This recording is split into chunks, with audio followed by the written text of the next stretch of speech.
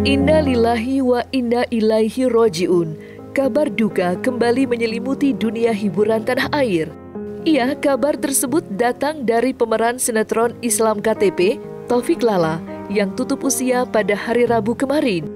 Sontak, kepergian Taufik pun menjadi duka yang amat mendalam. Terlebih kepergiannya terbilang sangat mendadak akibat serangan jantung yang ia derita pasca bersepeda. Isak tangis keluarga yang ditinggalkan pun turut mengiringi kepergian sang aktor ke tempat peristirahatan terakhir di TPU Munjul, Jakarta Timur. Namun, di sela prosesi pemakaman, sang istri nampak tak terlihat dalam kerumunan jamaah yang turut mengantar jenazah Taufik Lala. Ditemui seusai prosesi pemakaman berakhir, maka seperti inilah ungkapan istri dari Taufik Lala yang mengaku tidak kuat melihat jasad sang suami dimasukkan ke dalam liang lahat.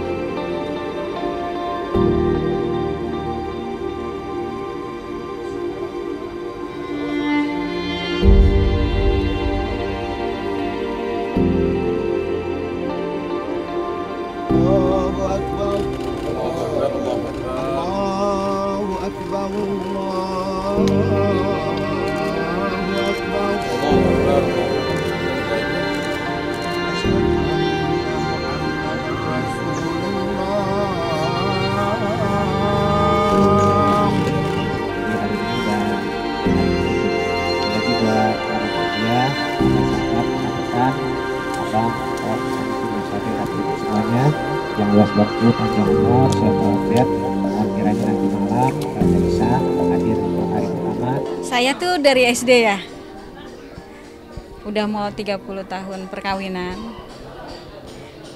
Dari dia yang tadinya galak, kita udah 3 fase ya, sampai akhirnya pas sekarang ini lagi sayang banget sama saya tuh. Ya abang orangnya, kalau kata dia gini, "Mah, kalau mempersekutukan Allah tidak dosa, papa seperti itu cinta mama." Allahu Akbar. Dia bilang begitu. Baik orangnya, dermawan banget.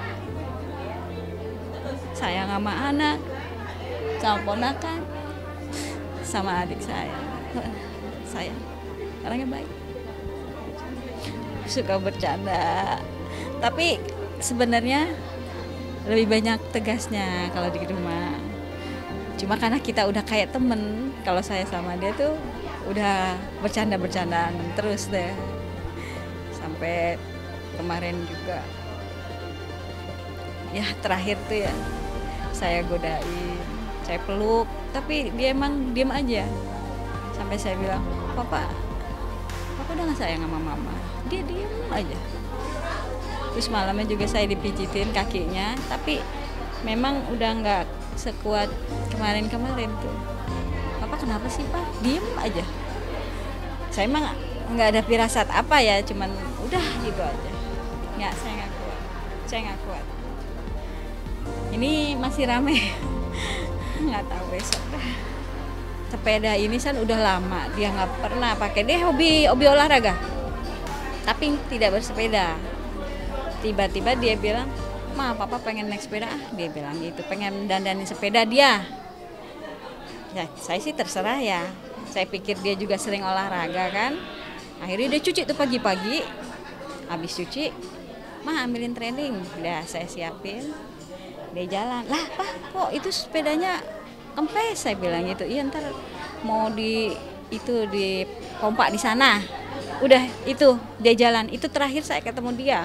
Tapi saya dapat cerita dari tukang bengkel tuh, dia ngikut kan, dia nganterin saya. Itu yang tukang bengkel cerita, Abang sempat ngobrol, ada tentara lagi naik sepeda juga ngobrol agama. Dia sempat ngomong begini, kita katanya kalau misalnya dapat musibah jangan lupa menyebutkan innalillahi wa inna ilaihi rajiun. Apalagi kalau kita meninggal jangan takut, kita sebut innalillahi wa inna ilaihi rajiun. Begitu. Adalah 1 jam katanya, kata orang bengkel ngobrol. Tiba-tiba dia lambungnya mana, aduh astagfirullahaladzim, lambung saya kok naik ya, aduh udah ke kepala nih, dia bilang gitu. Nah tukang bengkel bikin air hangat ya, dikasih minum, pingsan.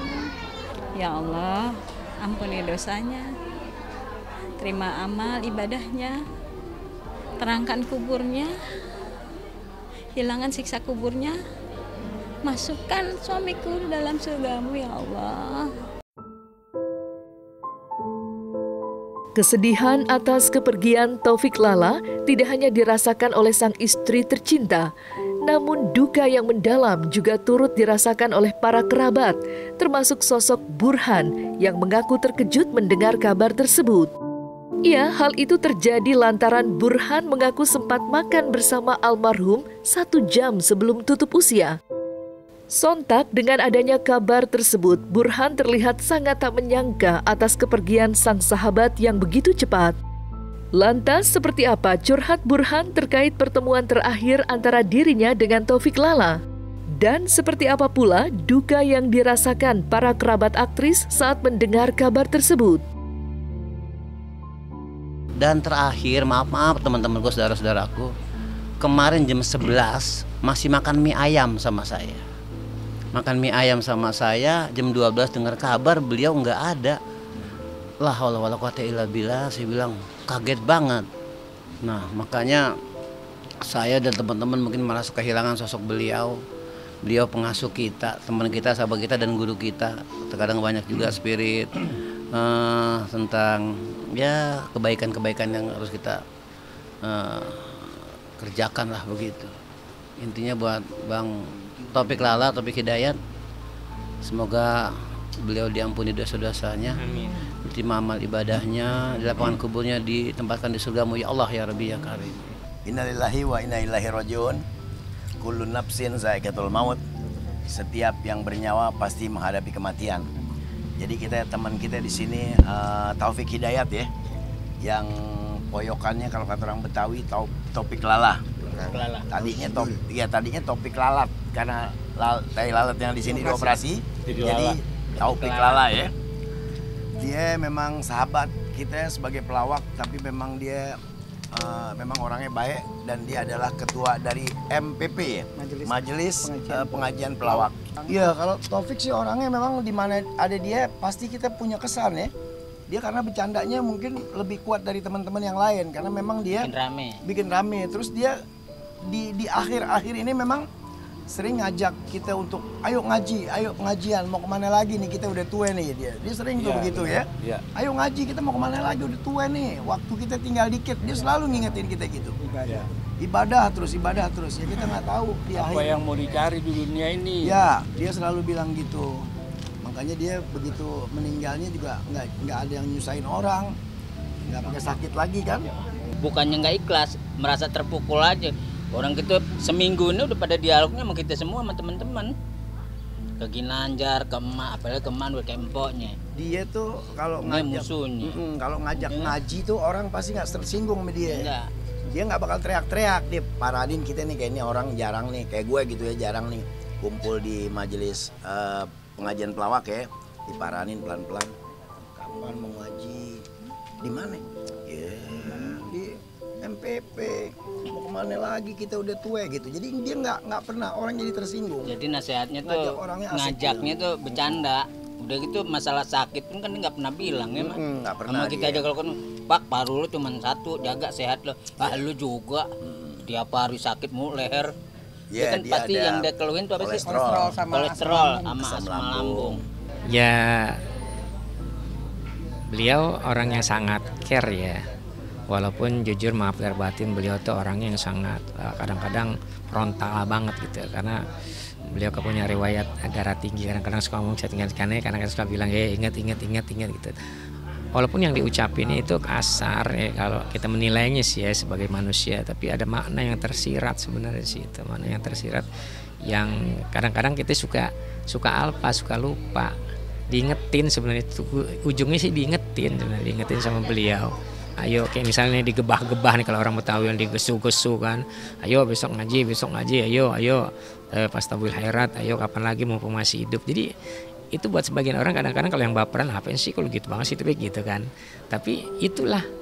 Nah, ini kita udah kehilangan orang yang seperti itu kan, artinya ada hal yang lepas gitu loh dalam persahabatan ini, ada yang lepas yang nggak mungkin balik lagi, kalimat itu nggak mungkin balik lagi. Nah, yang dipunyain sama Bang Topik itu, yang punya Bang Topik gitu. Ya pastilah ini kan tempat nongkrongnya teman-teman pengajian pelawak, tapi Allah sayang ya, artinya tidak berlama-lama lah. Yakin kalau orang baik tuh ya kalau banyak kan dipanggil lebih cepat gitu ya, mungkin kita ini belum baik kali.